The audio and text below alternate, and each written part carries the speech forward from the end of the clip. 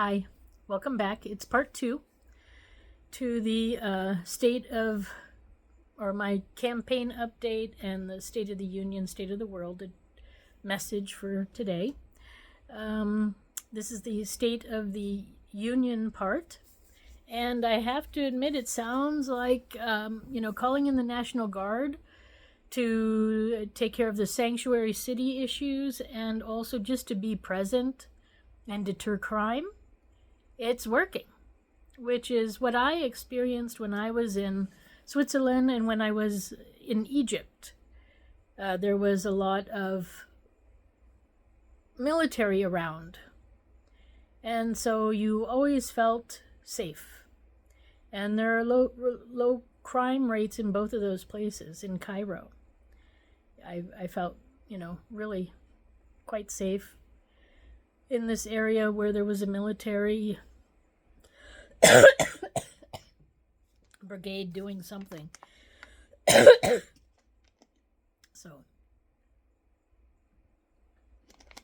now it's working in Washington, D.C. So congratulations, Donald Trump, President Trump. You did a great job. And yes, this needs to go around the country. We have lots of violence and aggression and abuse going on all over. So this is one of my platform pieces, is to make it mandatory that you have to do civil service of some sort, especially, between the ages of 18 and 35. And then during that time, you can work in an old folks' home in your free time, sort of like a satellite job for the government, for the USA, for your community. Or you can join up with the National Guard and learn how to defend your town and your state and your country.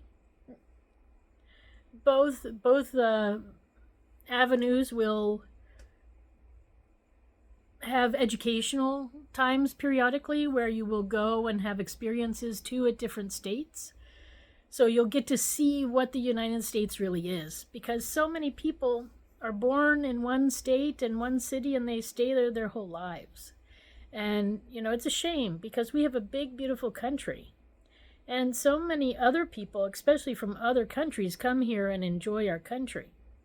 But yet our own people don't do that. So, yeah, I want to start this immediately, get everybody signed up.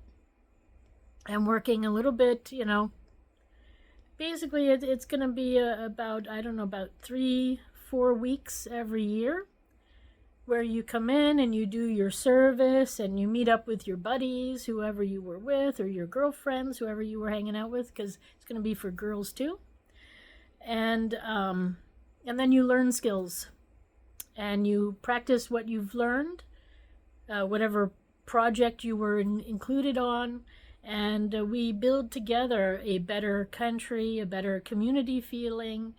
And we also give you, the people, the skills you need to survive, the skills that will give you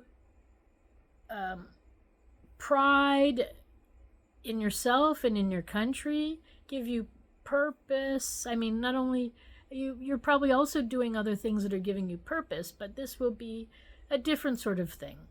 So, we can have places where people will do training in Hawaii or in Florida or in Chicago or California or Texas or, just everywhere. West Virginia. So I think, we don't do ourselves any favor by not investing in our own citizens.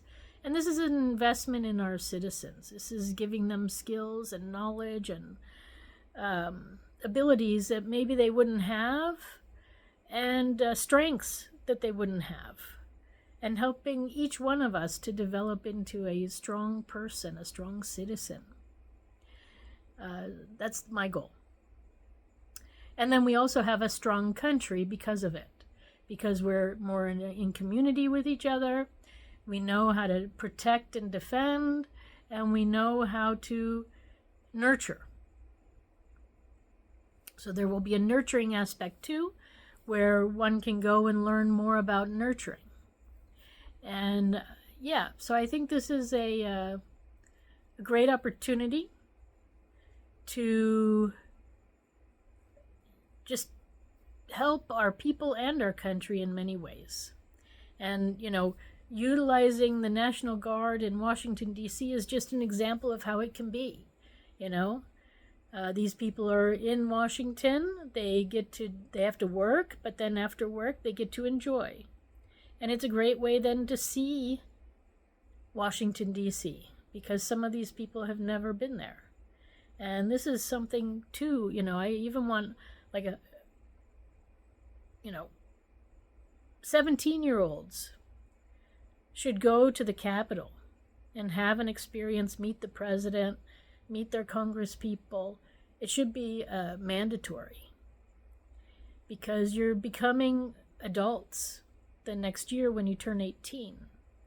And this should be celebrated. You're an adult citizen of our country, and we should celebrate that.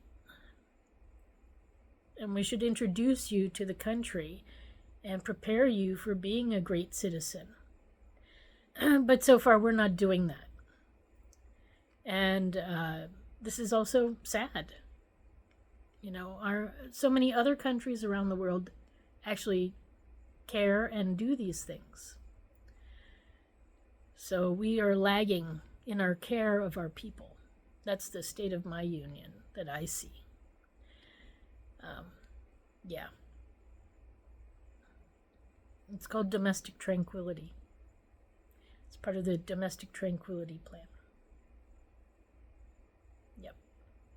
Okay, so I guess, Trump is, he's got his mind on things.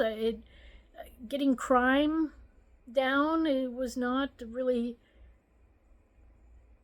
such a high point on my list, but hey, he's not me, I'm not him, and he's a man, so he knows other things than what I know, and so he might know things.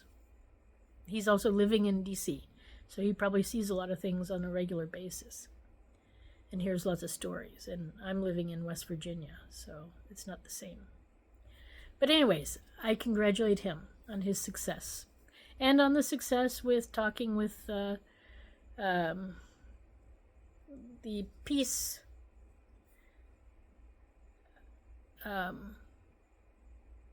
promotion that was going on last week. I already made a video about that, so I'm not going to go into that. But from my Wednesday State of the World, I give an earful about Putin and my thoughts. So yeah, I guess, I'll probably turn these into more opinion pieces as things go on. Hopefully once I'll be president, and then I can make them, make also executive orders and get things shaking and moving and going in the right direction. But it's already doing that. So anyways, that's my talk for the Union, and next will be the world. Thanks for stopping by. End of part 2. Part 3 coming up.